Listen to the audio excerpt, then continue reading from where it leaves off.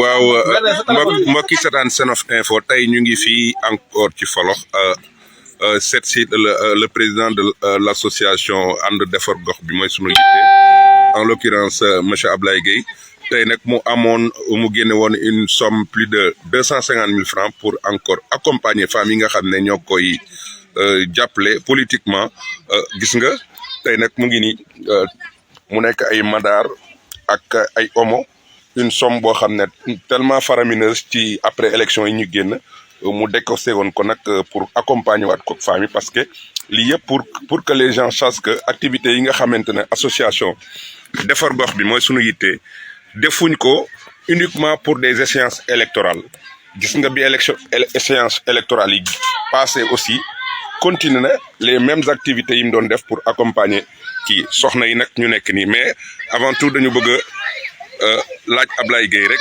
voilà lan moo motivé at lii sëñ Ablaye ñu ngi lay nuyu. waaw ñu ngi lay nuyu Souley di wax asalaamaaleykum wa rahmatullah. di nuyu sama jigéen yu baax yi sunu wet. mais aussi di nuyu tamit defar gox bi mooy sunu yitte.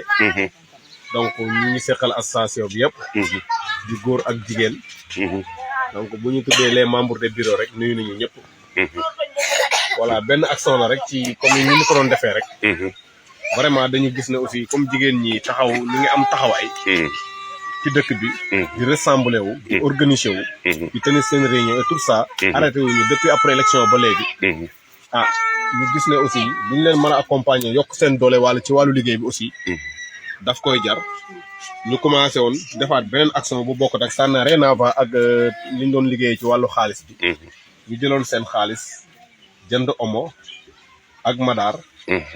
def test bi ba xam ne war nañ ci mën a liggéey ci seen biir. nawle jigéen yi nga xam ne ñoom lañ doon àndat ci campagne bi ñu leen di jàppale. ñu ne quelque soit duñ leen bàyyi noonu rek après élection yi rek ñu toog noonu. parce que tamit ëllëgën fi dañ leen di soxlawaat. nañu xool benn liggéey boo xam ne nañ ko mën a partager ñoom ak ñun ak ñoom. pour ñoom tamit ñu mën a gis seen bopp ci defar gox bi mooy sunu yite. donc objectif bi dëgg-dëgg loolu la. ñu jëloon benn somme bu tolloog 250 000. remis leen ko ci wàllu omo ak madar. mu mel ne li ñuy faral di wax ne association bi xam nga lii mooy attesté ne du politique.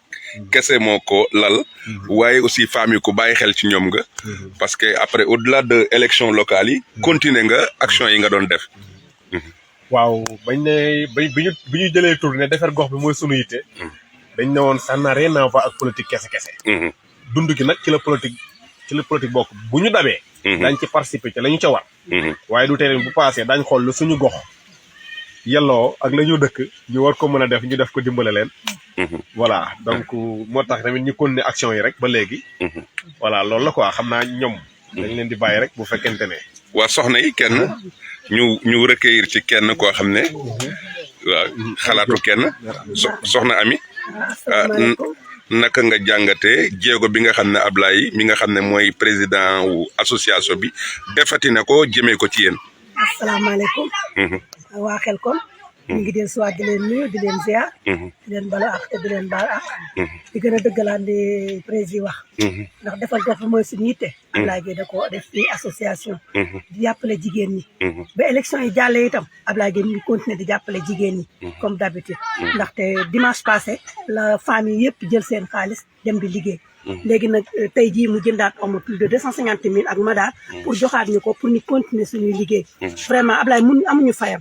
ndax defar gox bi mooy suñu yitte dëgg la ñu ngi ci politique bi mais ñu ngi am suñu yitte gox bi di ko toppatoo te Ablaye mi ko jàppale jigéen ñi la ndax dimanche passé comme ni ma la ko waxee rek ñu ngi doon séddoo suñu xaalis tey jii jour bi itam ñu ngi séddale fii ay omo ak madar plus de 250 000 Ablaye diñ ci jàppale incha allah rabbi noonu lay continuer itam Ablaye jëluñu rek duñu utiliser comme objet déedéet bu élection yi jàllee itam dañuy continuer waat suñu yitte parce que suñu yitte yëpp moom mooy mu jàppale ñu rek la Ablaye def moo tax ñu ngi ci liggéey bi te dañ ko continuer incha allah rabbi ñu nag moom ba defal bokk mooy suñu yitte li mu ci bëgg yëpp ñu defal ko incha allah rabbi yàlla nañ ci yàlla jàppale jërë ngeen jëf soxna yi wax leen ah dëkk bi kat dafa sant Diop ah loolu de moom am na wax dëgg waaw mais réaction bu mel nii moom bu amee il faut ngeen wax waaw Ablaye daal ñun amuñ fayam yàlla rek lañ koy bay yàlla mi am fayam yàlla nañ ko suñu borom fayam ndaxte lu nekk ñu ci jàppale li kii comme ni ko kii waxee rek Ami Diop dimanche bi passé rek lañ koy dóor suñu xaalis ku ne am te dem liggéey li nga war a liggéey tayati bañ ko commencé ni mun dama leen ci jàppale yëkkati 250 000 tegaat ci lii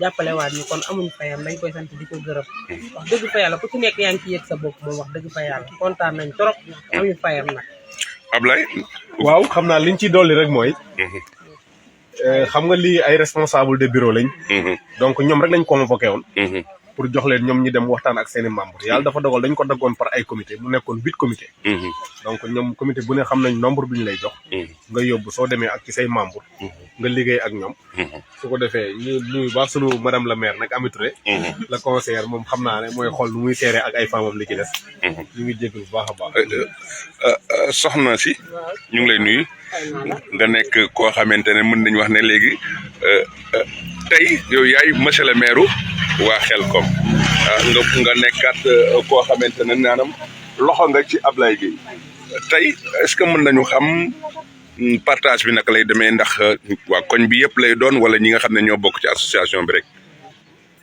waaw asalaamaaleykum Souleymane. maa ngi lay nuyu di nuyu femmes yi ñëpp nekk sama ginnaaw di nuyu sama président Ablaye Gueye.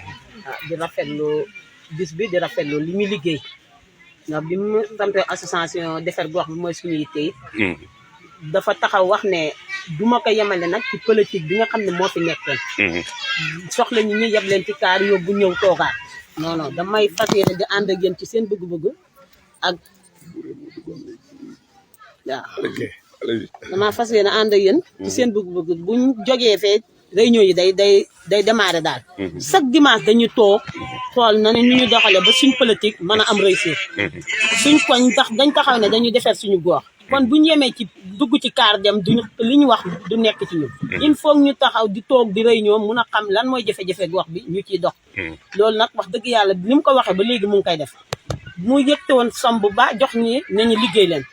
ci comité bi nag association defar gox bi ci lañ ko yemale waaye mun ngaa wax ne mu ngi yokk ndax fi biñ koy soo ko samp comité bi ñett la woon wala ñeent instant yi mu ngi ci 8 comité ci biir dëkk bi muy Xelcom Cité Maguette Sène ñu ngi dimanche bi passé lañu financé waat ku nekk téye sa xaalis mu dellu yëkkatiwaat 250 000 mu ne comme da ngeen di yittewoo Omo ak Madar ma jàppale leen ci pour seen association am doole ngeen mun a am ci loo leen jàpp ndax li ngeen ci amee delluwaat ci seen kees kon xam nga loolu bu yàggee diñ ci mun dara ndax feccum lii nañ bu neexee ndey jaa jàpp ci mbagg yi suñ président Ablaye Gueye moom ñu ngi koy ñaanal jàmm léegi lii mën nañu xam ñaata maanaam ñaata jigéen nga ko fas yéene séddale comité yi ñaata lañ 8 comité lañ koy séddale comité bu nekk dina am 2 saako Omo ak keesu Madar macha allah waaw macha allah te dañ ciy jàppale en temps ndax sax du mat wante nag comme rek mooy loolu xam nga liggéey moom boo koy def te muy lu baax ci kanam rek ngay ñaan yàlla mu jëm waaye doo ñaan yàlla mu dellu ginnaaw